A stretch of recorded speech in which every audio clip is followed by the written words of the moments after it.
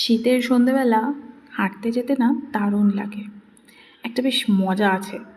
হেঁটে মজা, খেয়ে মজা, সেজে গুজে সবেতেই মজা। তো তিনজনে মিলে একটু বেরিয়ে পড়লাম। রিয়ান একটু সাইক্লিং করলো আশেপাশটা, তারপর আমরা তিনজনে হাঁটতে বেরোলাম। হাঁটতে গিয়ে এই স্টলটা চোখে পড়লো। উফ, কি নেই এটার মধ্যে!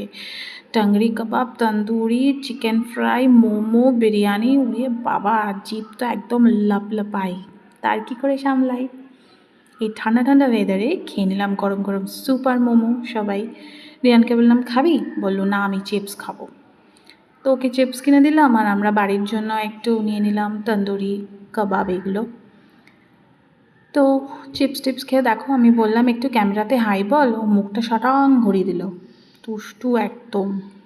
তো হাঁটতে হাঁটতেই মিষ্টির এটা চোখে পড়লো দোকানটা। রিয়ান দেখেই বললো, মাম্মা চকলেট সন্দেশ খাবো। বললাম, বাহ!